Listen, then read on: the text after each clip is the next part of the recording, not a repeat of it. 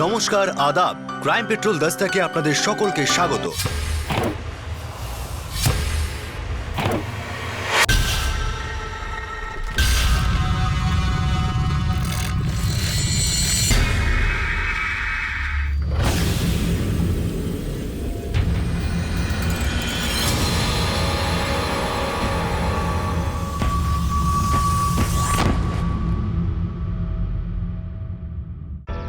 কোনো সাক্ষী যদি দোষীকে চিহ্নিত করে, এটা পূর্বাভাস যে দোষী সাক্ষীর যে কোনো মুহূর্তে ক্ষতি করতে পারে।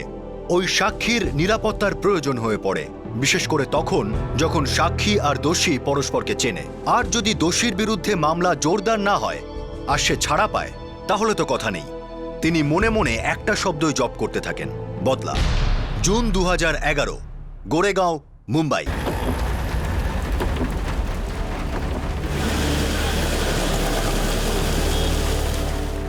মুম্বাইয়ের বর্ষার কোনো ভরসা নেই, কখন আসে কখন যায় কোনো ঠিক নেই।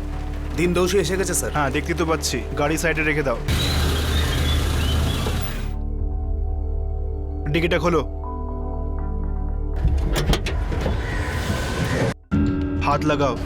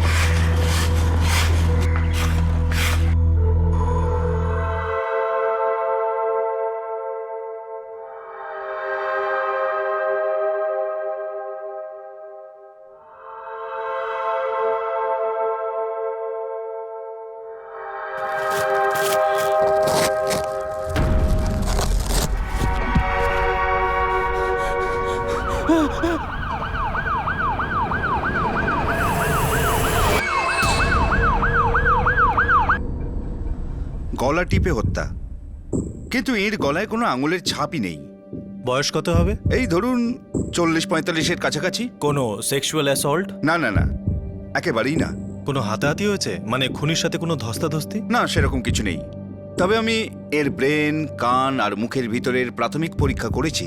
খুব সম্ভবত যে এর কথা বলতে আর শুনতে সমস্যা ছিল। মানে একেবারে ব্লাইন্ড কেস, কোনো চিহ্ন নেই, আঙুলের ছাপ নেই। আমাদের কাছে একটা বোবা কালা মহিলার লাশ রয়েছে।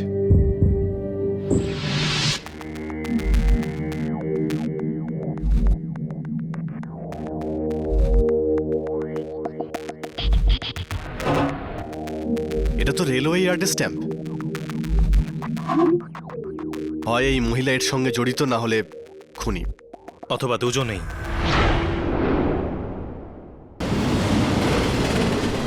হ্যাঁ স্যার, এই কার্টেনটা আমাদেরই ডিপোর। আমি চিনতে পেরেছি। এই মহিলাকে চেনেন?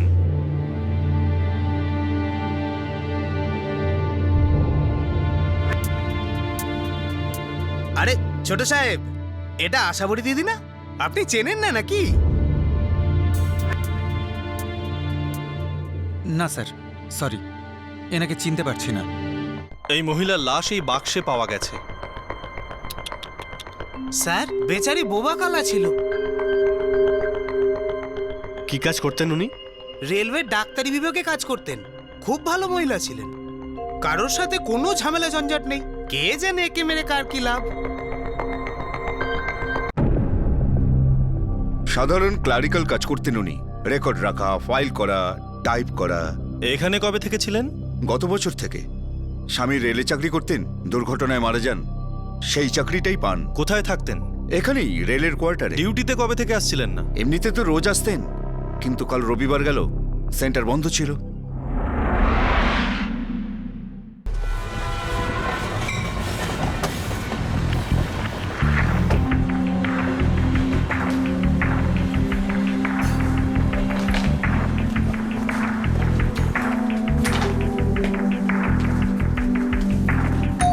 স্যার, কি ব্যাপার? আশাবরী যোশী এখানেই থাকেন? থাকতেন, কিন্তু এখন থাকেন না। তোমরা কে? স্যার আমি মুকেশ কুলকার্নি, এই আমার ছোট ভাই সুরেশ কুলকার্নি। স্যার ইনি আমার মা। সব ঠিক আছে তো স্যার? আপনারা এখানে? দেখুন, আমরা একটা লাশ পেয়েছি। লাশ? বডি আইডেন্টিফিকেশনের জন্য আপনাকে যেতে হবে। সব ঠিক আছে তো স্যার? আপনারা এখানে? দেখুন, আমরা একটা লাশ পেয়েছি। লাশ? বডি আইডেন্টিফিকেশনের জন্য আপনাকে যেতে হবে।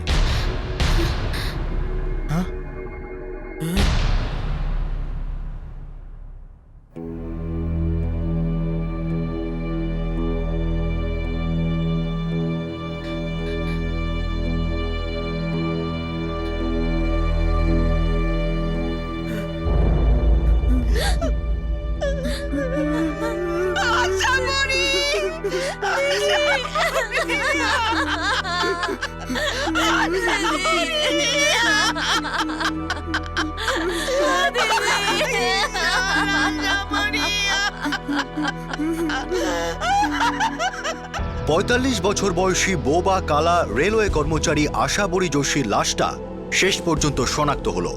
ওনার মৃতদেহ ওনার মা, ওনার ছোট বোন লতা আর দুই বোনপো সুরেশ আর মুকেশের হাতে তুলে দেওয়া হয়।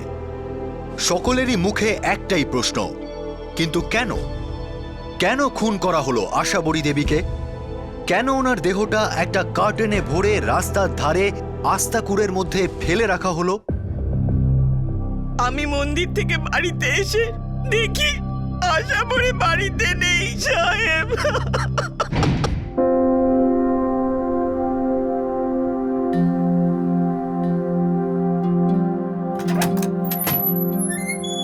আশাবরী, ও আশাবরী, কোথায় গেলি তুই? আরে আসো আসো আসো, গেলি কোথায় তুই? আসো। ও একলা কোথাও যেত না, কখনো যেত না, কিন্তু সন্ধ্যের মধ্যে ও যখন ফিরলো না, আমার তো হাত পা ঠান্ডা হয়ে যাচ্ছিল। আপনাদের তিনজনের কেউ বাড়িতে ছিলেন না তখন? আশু দিদি আর মা আলাদা থাকতো স্যার, আশু মাসি নতুন ফ্ল্যাট কিনেছিল স্যার। আর আমরা আশু দিদির রেলওয়ে কোয়ার্টারে থাকতাম। পুরো কোয়ার্টার এদিক ওদিক সব জায়গায় দেখেছি। তারপর যখন রাত হয়ে গেল আমরা রেলওয়ে পুলিশ স্টেশনে কমপ্লেন করলাম স্যার। কপিও আছে আমার কাছে। পোস্টমর্টম রিপোর্ট অনুযায়ী আশাবরীর খুনির সাথে কোনো হাতাহাতি হয়নি। তার মানে হলো আশাবরী খুনিকে চিনতেন। আপনারা বলতে পারেন যে আশাবরী যোশী কাদের সাথে মেলামেশা করতেন? কোনো বন্ধু বা কোনো আত্মীয়? না স্যার, যখন আমার জামাইবাবু হেমন্ত যোশী মারা গেলেন তারপর থেকে দিদি কোথাও যেত না, শুধু ডিউটি আর বাড়ি। আর অন্য কোথাও যাওয়ার হলে এদের কাউকে সাথে নিয়ে যেত। আপনি তো জানেন দিদি বলতে বা শুনতেও পারতো না। কাল তো রবিবার ছিল, ছুটির দিন। হতে পারে উনি কোথাও বেড়াতে বেরিয়েছিলেন, মানে কোনো গার্ডেনে বা মন্দিরে। না স্যার, যদি কোথাও যাওয়ার হতো তাহলে নতুন ফ্ল্যাটে, আর তা না হলে আমাদের সাথে কোয়ার্টারে। স্যার আশু মাসি যা করতো আমাদের জন্যই করতো স্যার। আমাদের দুজনকে নিজের ছেলের মতোই ভাবতো স্যার। খুব ভালো ছিলেন স্যার, খুব ভালো ছিলেন।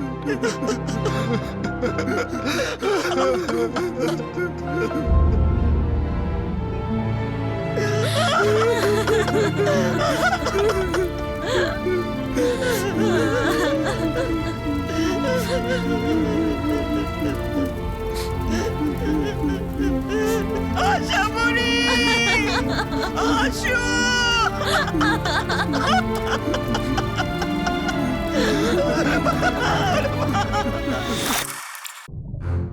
বোবা ছিলেন, মানে খুনের সময় উনি চিৎকার করতে পারেননি। লাশটাকে বাক্সের মধ্যে করে ফেলা হয়েছিল। স্যার এই ধরনের বাক্স মেডিকেল সেন্টার আর রেলওয়ে ইয়ার্ড দু জায়গাতেই দেখেছি। আর এই দুটো জায়গায় রবিবার বন্ধ থাকে, তাহলে উনি ওখানে গেলেন কেন? আচ্ছা মেনে নিলাম উনি হয়তো গিয়েই ছিলেন, কিন্তু যখনই উনি সবসময় বেরোতেন তার বোনপোদের সঙ্গে করে নিয়ে তারপর বেরোতেন, কিন্তু এইবার যখন গেলেন একা বেরোলেন। সেটাই তো, উনি একলা গেলেন, কিন্তু কেন? কেন? পার্সোনালি ও আমার খুব প্রিয় ছিল, খুব কোঅপারেটিভ আর পরিশ্রমী ছিল।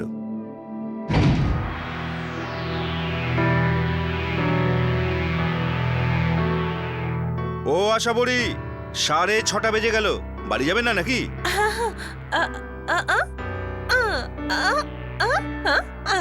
ঠিক আছে, 5 মিনিটের মধ্যে ফাইল রেখে বাড়ি চলে যাবে।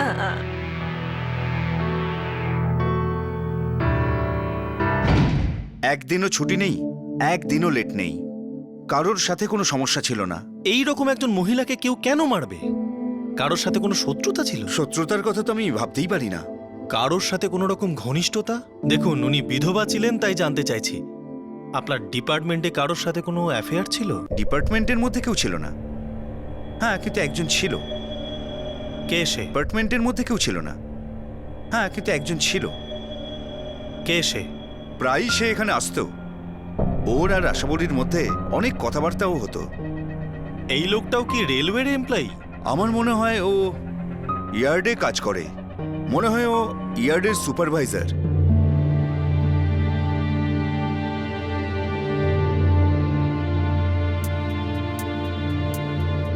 প্রত্যেক 3-4 দিনে একবার চলে আসতো, কোনো না কোনো অসুখের বাহানায়, আর ঘন্টার পর ঘন্টা বসে থাকতো।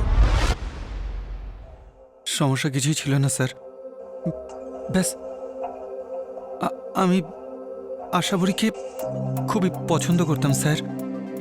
এতটাই পছন্দ করতে যে ওর ছবিটাও চিনতে পারলে না তুমি?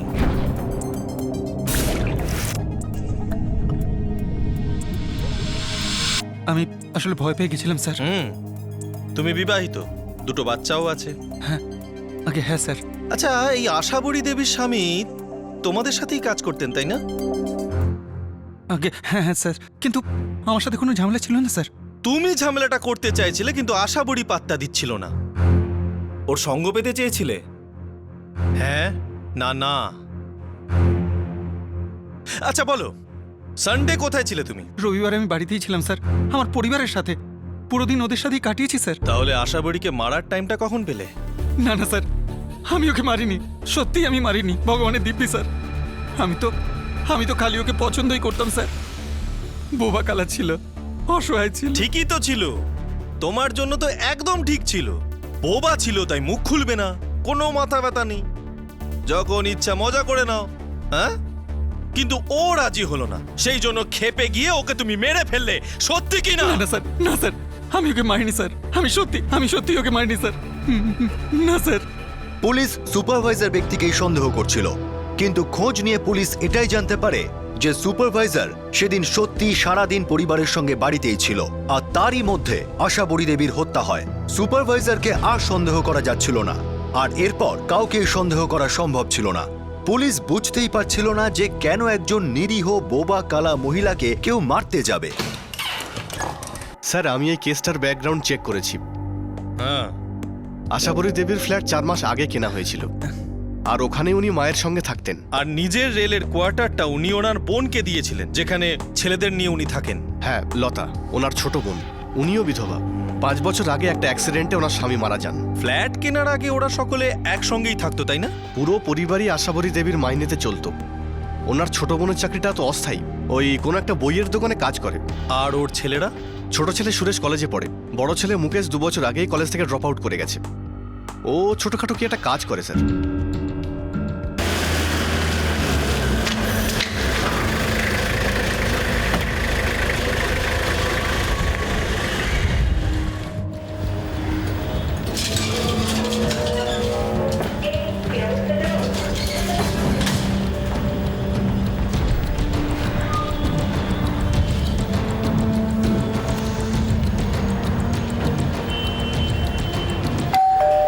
সকাল 9টার সময় আমি মন্দিরে গিয়েছিলাম। আচ্ছা, আপনি চাবিটা সবসময় ওই পাপোশের তলায় রাখতেন? হ্যাঁ সাহেব, বেল বাজাবার তো কোনো মানেই হয় না, কারণ ও তো কানেই শুনতে পেত না সাহেব। আপনারা গত 4 মাস ধরে এখানে আছেন? হ্যাঁ সাহেব।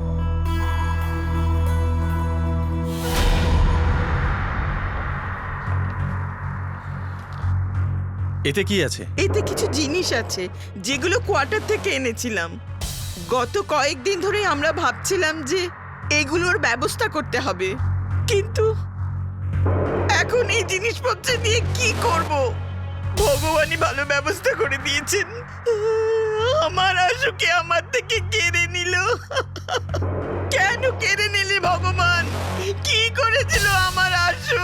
আশু, আশু, আশু।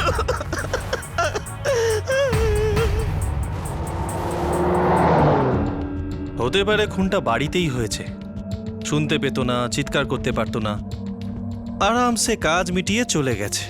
স্যার আমার তো মনে হয় কাজটা কোনো পরিচিত লোকই করেছে। সে জানতো চাবিটা ডোরম্যাটের তলায় আছে, আর সে চাবি নিয়ে দরজা খুলে চুপচাপ ভিতরে চলে আসে। সোমবার সকালে লাশ এখানে পাওয়া গেছিল। পোস্টমর্টেম অনুযায়ী খুনটা 24 ঘন্টা আগে হয়েছিল। আশাবুড়ি দেবীর মা সকাল 9টায় মন্দিরে গিয়ে 11টায় ফেরেন। খুন এর মধ্যেই হয়েছে। একদম স্যার। বডিটা রাতে কার্টেনে রাখা হয়েছিল, আর সকালবেলায় এখানে ফেলে গিয়েছিল। 24 ঘন্টার মধ্যে তো লাশ ভারী হয়ে যায়। আর আশাবুড়ির বাড়ি এখান থেকে কম করে 25 মিনিট দূরে। রেলওয়ে কোয়ার্টার থেকে 15 মিনিট। একটা কাজ করো, হ্যাঁ স্যার। এখানে যতগুলো লোকাল ট্যাক্সি, রিক্সা বা টেম্পো আছে সকলকে জিজ্ঞাসা করো। ঠিক আছে স্যার।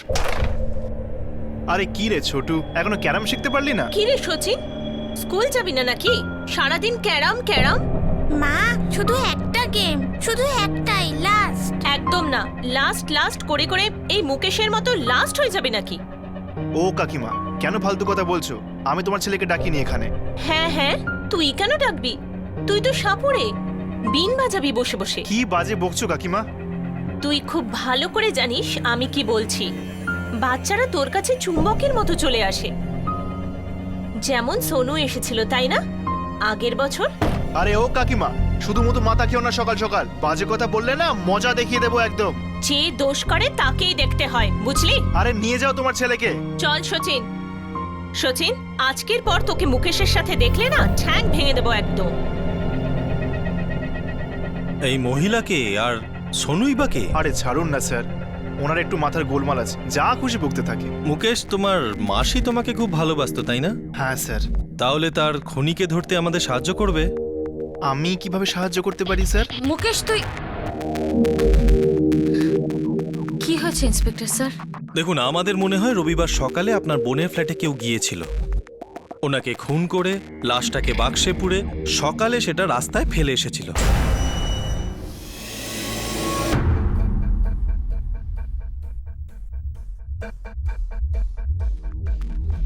খুনি যেই হোক না কেন, সে জানতো যে ফ্ল্যাটের চাবি কোথায় থাকে, আর ওইটাও জানতো যে আপনার মা সকাল 9টা থেকে 11টার মধ্যে মন্দিরে যান। আর ও এটাও জানতো যে আশাবড়ি বাড়িতেই আছে, আর কোথাও না। এবার আপনারা তিনজন আমাকে একটা কথা বলুন, সে কে যে এই সব কথাগুলো জানে?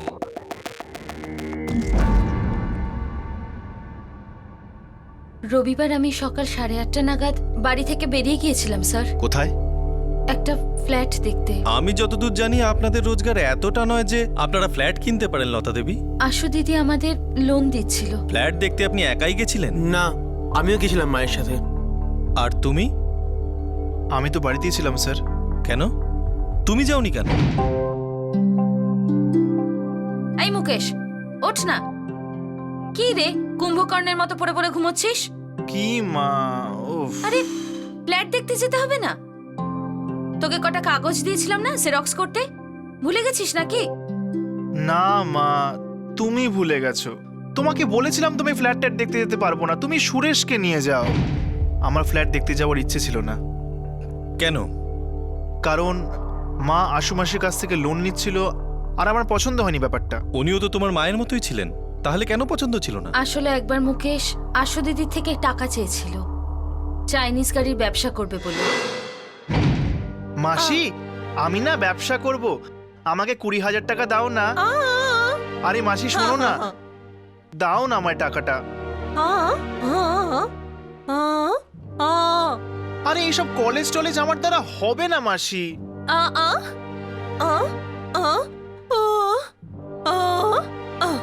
তোমার কি মনে হয় আমি কি সারাদিন ধরে চড়ে বেড়াই? হ্যাঁ আরে না মাসি, আমি কাজ খুঁজছি, কাজ।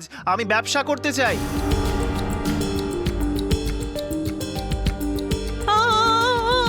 আরে তুমি আমার কথাটা কেন বুঝতে চাইছো না? আরে আমার দ্বারা পড়াশোনা হবে না, আমি ব্যবসা করতে চাই। তো আশাবড়ি মাসি তোমায় চাইনিজ গাড়ির জন্য টাকা দিচ্ছিল না, কিন্তু তোমার মাকে ফ্ল্যাট কেনার জন্য টাকা দিচ্ছিল। এটাই তোমার পছন্দ হয়নি, তাই তুমি ফ্ল্যাট দেখতে যাওনি, কারেক্ট? হ্যাঁ স্যার। শোনো, এখানে দুজন হাবিলদার লাগিয়ে দাও। ঠিক আছে। আর মুকেশের হিস্ট্রিটা দেখো, ওর গতিবিধির উপর নজর রাখো। এই সোনু ব্যাপারটারও একটু খোঁজ খবর করতে হবে। Yes sir. মুকেশটাকে আমার একটু গন্ডগোলের লাগছে। একজন ৪৫ বছরের নিরীহ বোবা কালা বিধবার মৃত্যু হয়েছিল, যিনি নিজের আশেপাশের লোকেদের খুবই ভালোবাসতেন। এই কেসের সবচেয়ে বড় সূত্রটা অন্য কেস থেকে পাওয়া গেল, একটা কিডন্যাপিং আর মার্ডার কেস থেকে, যা আশাবড়ি দেবীর আশপাশেই ঘটেছিল। আসলে আশাবড়ি এই কেসের সাথে জড়িয়েছিলেন। 6 বছরের সোনু রেলওয়ে কনস্টেবলের ছেলে ছিল। আশাবড়ি রেলওয়ে কোয়ার্টারে 2-3 ঘর আগে থাকতো। ওখানেই তো যেখানে লতা ওর ছেলেদের সাথে থাকে। Exactly sir. 1 বছর আগে সোনুর অপহরণ হয়, 7ই মে 2010 সালে ও নিখোঁজ হয়, আর 9ই মে 2010-এ ওর মৃতদেহ পাওয়া যায়। আর এই কেসের এখনো কোনো কিনারা হয়নি। এর সাথে মুকেশের কি কানেকশন? মুখ্য আরোপী ওই মুকেশ।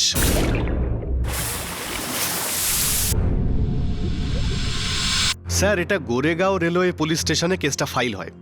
পুলিশকে কেউ বলেছিল যে সোনুকে শেষবারের মতো মুকেশের সঙ্গে দেখা গিয়েছিল। সোনুকে মুকেশের সাথে শেষ দেখা গেছিল, এই কথাটা পুলিশকে কে বলল?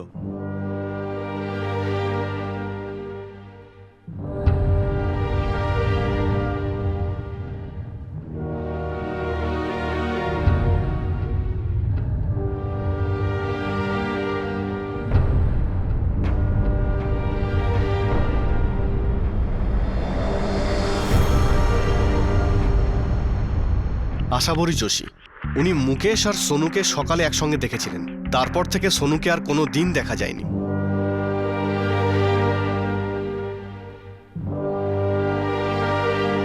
উনি বলতে চাইছেন উনি যখন সকালবেলা অফিস যাচ্ছিলেন আর অটোর জন্য অপেক্ষা করছিলেন, উনি দেখলেন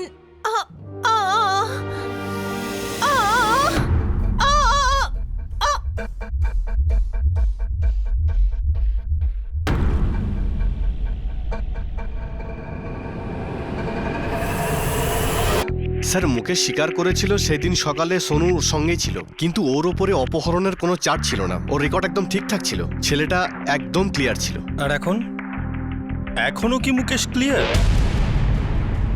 স্যার, আশু মাসি সত্যি বলছিলেন। উনি আমায় সোনুর সাথে দেখেছিলেন, ঠিকই দেখেছিলেন। আর এই ব্যাপারটা নিয়ে আমি ওনার উপর একটুও রেগে যাইনি স্যার। চাইনিজ গাড়ির জন্য উনি তোমায় লোন দেননি, এতেও তোমার রাগ হয়নি। তার উপর একটা কিডন্যাপিং কেসে উনি তোমাকে দোষী সাব্যস্ত করলেন, তাতেও তোমার রাগ হলো না। মহাত্মা নাকি তুই? আমাকে বিশ্বাস করুন, ওনাকে নিয়ে আমার কোনো সমস্যা ছিল না। আরে উনি যাই বলতেন আমার ভালোর জন্যই তো বলতেন। স্যার, উনি আমার মায়ের মতো ছিলেন স্যার, একদম মায়ের মতন।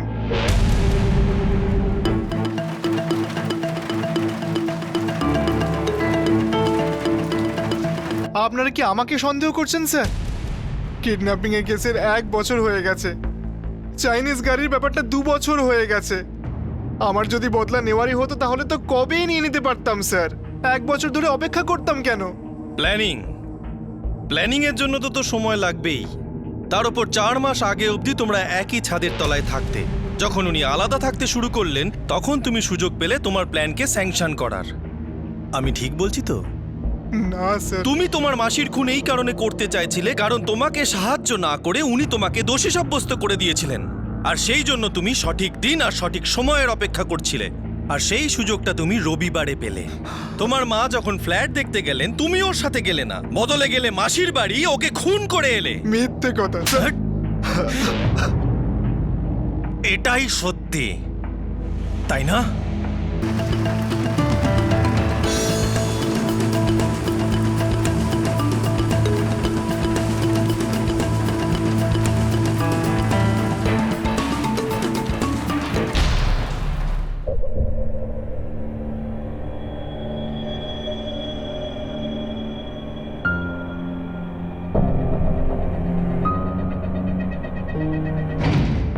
ইন্দোসী এসে গেছে স্যার। হ্যাঁ দেখতে তো পাচ্ছি, গাড়ি সাইডে রেখে দাও। নাও ডিকিটা খোলো। হাত লাগাও।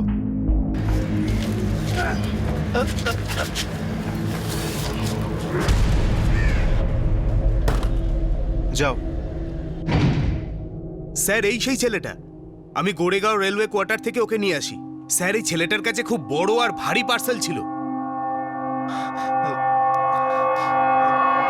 মুকেশ ফের একটা ভয়ানক অপরাধের অভিযুক্ত হয়ে পড়ে, কিন্তু এইবার প্রমাণের অভাবে ওর ছাড়া পাওয়ার কোনো উপায় ছিল না।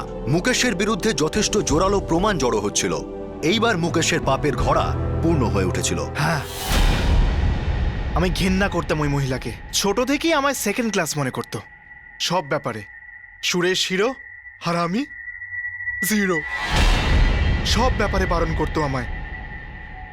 যখন আমার আশেপাশে থাকতো না, আমার মাথাটা ঘেঁটে যেত একদম। মনে হতো ওই মহিলা আমার জীবনে থাকলে আমি কখনো কিচ্ছু করতে পারবো না। হ্যাঁ, সোনুকে আমি কিডন্যাপ করেছিলাম। টাকার দরকার ছিল আমার, ফুর্তি করার জন্য নয়, ব্যবসা করার জন্য। আশু মাসি টাকাটা দিয়ে দিলে করতেই হতো না ওই কাজটা।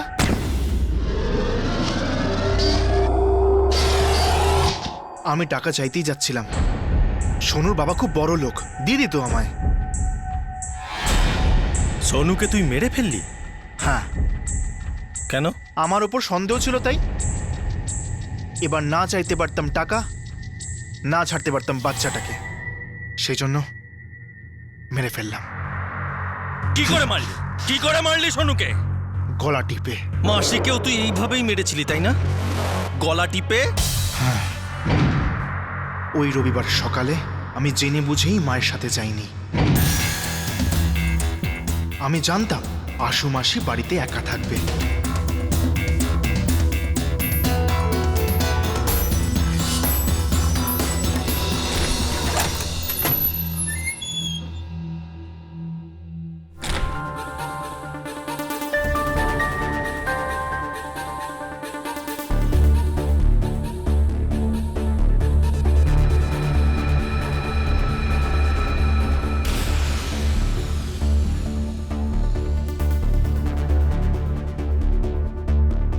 এখনই এলাম। মাসি খিদে পেয়েছে, কিছু খেতে দাও না। হ্যাঁ হ্যাঁ, বানিয়ে নিয়ে এসো, আমি এখানেই আছি। আমি ওখানে গিয়ে বললাম মা তাড়াতাড়ি বেরিয়েছে, জল খাবার দিয়ে যেতে পারিনি, খিদে পেয়েছে। কিন্তু মাসি বুঝতে পারেনি আমার আসলে ওর জীবনটা খেয়ে ফেলার মতো খিদে পেয়েছিল।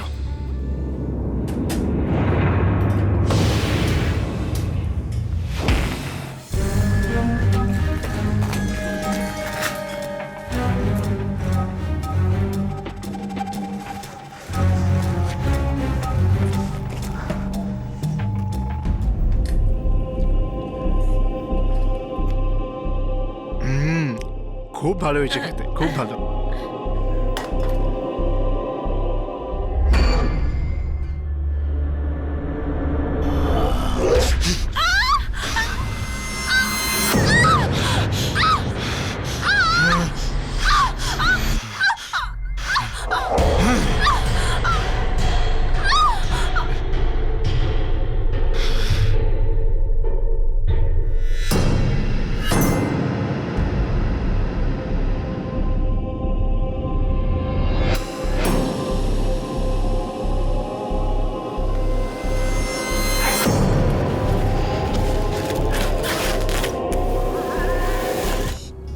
রেলওয়ে কোয়ার্টারের ডাম্পিং এরিয়াতে বহুদিন কেউ যায়নি।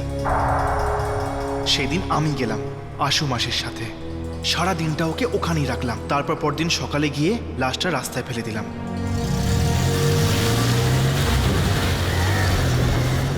কি ভেবেছিলি তুই কোনোদিন ধরাই পড়বি না? যদি ট্যাক্সিটা না নিতাম না স্যার, তাহলে আজ এখানে বসতে হতো না। আশু মাসিকে তো সমুদ্রে ফেলে দেওয়া উচিত ছিল। দ্বিতীয়বার আর এই ভুল করব না। আর এই ভুল করবি না, আর এই ভুল করবি না।